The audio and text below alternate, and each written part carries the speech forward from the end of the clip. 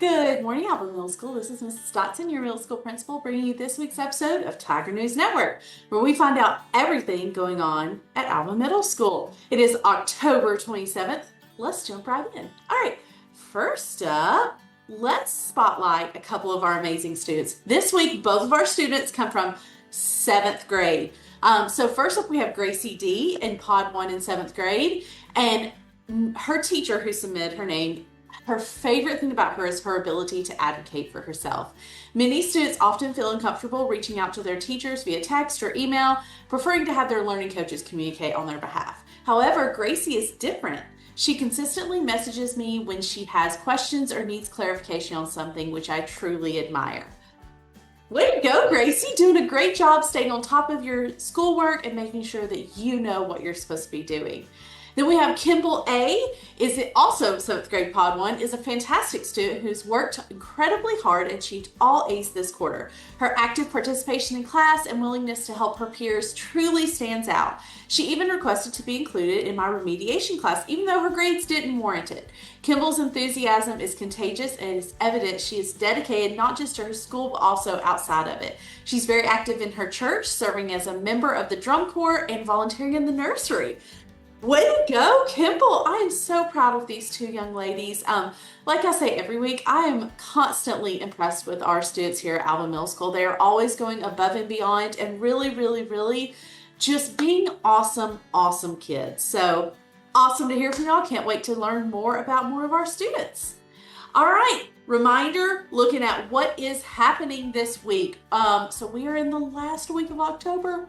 I can't believe it. Next week, we'll start sharing some of next semester. So looking at what's coming up in the next couple of weeks, we have full week school this week and the first week of November. And then we have Veterans Day off on November 11th, which is a Tuesday. Then we have full week and then we have Thanksgiving break. And then we just have a few weeks and then it's Christmas break. So got big things going on. Remember, it's best to plan your family's trips and activities around these dates. Make sure to check and see what all you have on your calendar. All right, so I know I went over this last week, but last week we had a few technical difficulties and I sent y'all some emails about them and I know it was like, whoo, some crazy things happened. If y'all didn't know, the reason that we had an outage last Monday was because of a nationwide outage, which is with AWS. And it was not just a Stride thing. If y'all didn't know, lots of other systems were down, like local school systems were down. I think different payment methods were down. Different businesses were struggling with that. So it was a huge outage that you probably heard about on the news. So that's why we were a little rough last Monday. But I went over plagiarism in the news last Monday, and I just wanted to kind of rehash it and bring it back up and just remind everybody about plagiarism and how we need to be working on our own work each and every day. So anything that is not in your own words and completed by you is plagiarism. And plagiarism is just not using your own work. And guys, a not so nice word that we could use for this is cheating. Cheating and plagiarism are the same thing. Okay, so plagiarism is cheating, is using somebody else's words, something else's words as your own. So what is included in plagiarism? So anything that's AI generated is included in plagiarism. Copying and pasting from other sources. So if you find something on the internet and copy and paste it, that's plagiarism.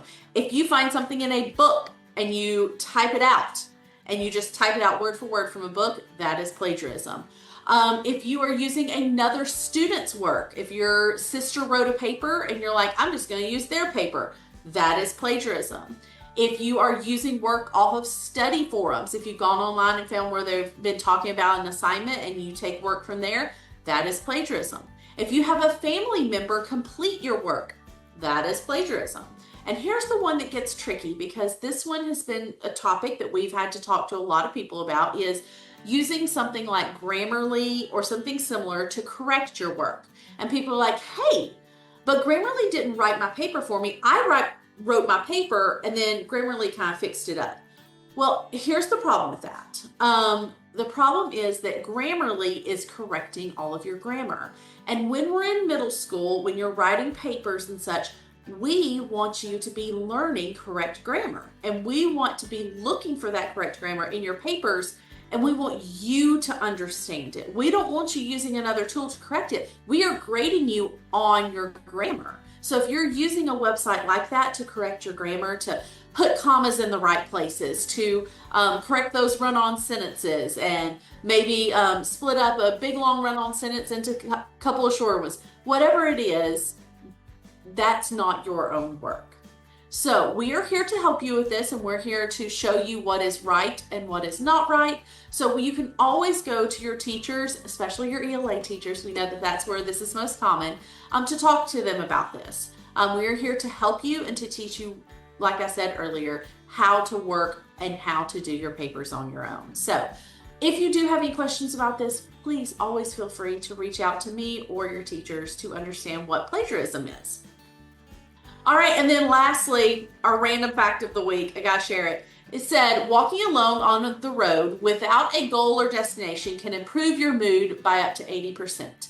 Now, I'm not sure if this is scientifically accurate, but I think it is, because I know myself, my family members, my children, if we're ever frustrated about doing a task, if we're doing homework or if we're trying to do some kind of project and we just get really frustrated and we're like, let's just go for a walk around the block and come back. Usually, I would say at least 80% of the time, we feel a lot better when we get back from our little walk. So if you're ever frustrated with your schoolwork, struggling with different things, going for a walk is a great way to ease your mind, take a little mini break, come back and you'll feel a lot better. All right, that's everything I have for you this week. I hope you guys have a great week. We'll see you next time. Bye.